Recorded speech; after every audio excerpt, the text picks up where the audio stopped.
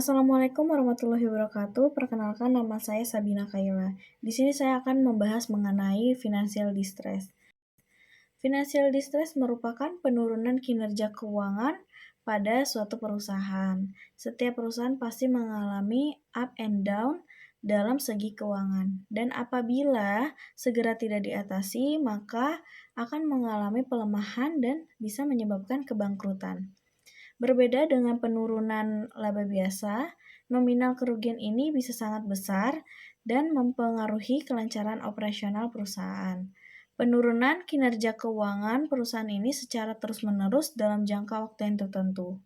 Jenis-jenis financial distress, yang pertama ada economic failure. Jadi ini kegagalan sistem ekonomi secara menyeluruh dalam suatu negara. Misalnya inflasi yang tidak terkendali, krisis moneter, dan bisa juga korban bubble ekonomi.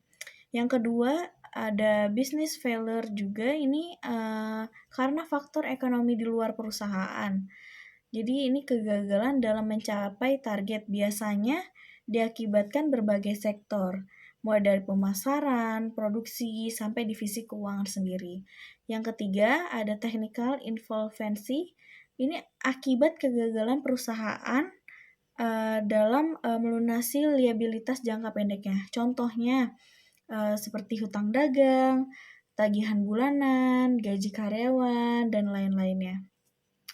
Yang keempat ada bankruptcy insolvency. Ini kelanjutan dari technical insolvency. Ini terjadi jika perusahaan mengalami kegagalan membayar liabilitas dalam jangka pendek dan berpengaruh kegagalan juga dalam pembayaran liabilitas jangka panjang.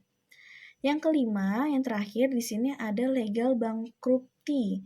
Jadi kebangkrutan ini karena masalah hukum atau perusahaan ini melakukan pelanggaran-pelanggaran yang berat. Jadi sehingga bisnis ini dialihkan ke pengadilan.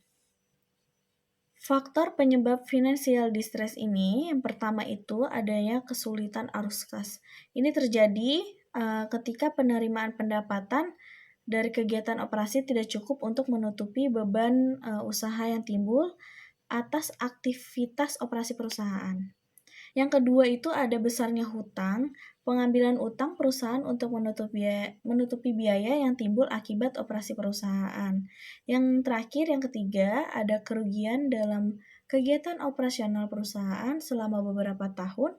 Dalam hal ini menimbulkan arus kas negatif dalam perusahaan dan terjadi karena beban operasional lebih besar daripada pendapatan yang diterima oleh perusahaan. Oke, jadi gimana sih kita mengukur financial distress ini? Jadi di sini biasanya perusahaan menggunakan interest coverage ratio.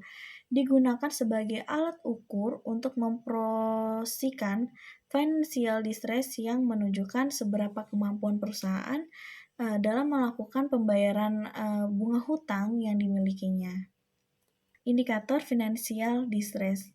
Yang pertama itu ada turunnya volume penjualan karena ketidakmampuan manajemen dalam mengambil strategi. Dan yang kedua ini turunnya kemampuan dalam keuntungan. Yang ketiga, kekurangan modal. Yang keempat, terlalu besarnya beban hutang yang dimiliki. Dan yang kelima ini, perusahaan mengalami kerugian yang berkelanjutan. Bagaimana caranya untuk mencegah financial distress ini dalam kebangkrutan? Jadi dengan memprediksi informasi kesulitan keuangan pada perusahaan, ini dapat mempercepat tindakan manajemen untuk mencegah masalah sebelum terjadinya kebangkrutan. Biasanya pihak manajemen ini mengambil tindakan merger atau take over, maksudnya agar perusahaan mampu membayar hutang, mengelola perusahaan dengan lebih baik. Jadi financial distress ini bisa merugikan perusahaan jika tidak segera dikenali kerjasamanya antara manajemen dan pemimpin perusahaannya. Jadi untuk melakukan pencegahan financial distress ini, maka sebaiknya perusahaan memiliki software atau akuntansi online dan aplikasi keuangan perusahaan seperti platform penyedia jasa keuangan akuntansi yang dapat membantu mencatat semua transaksi keuangan.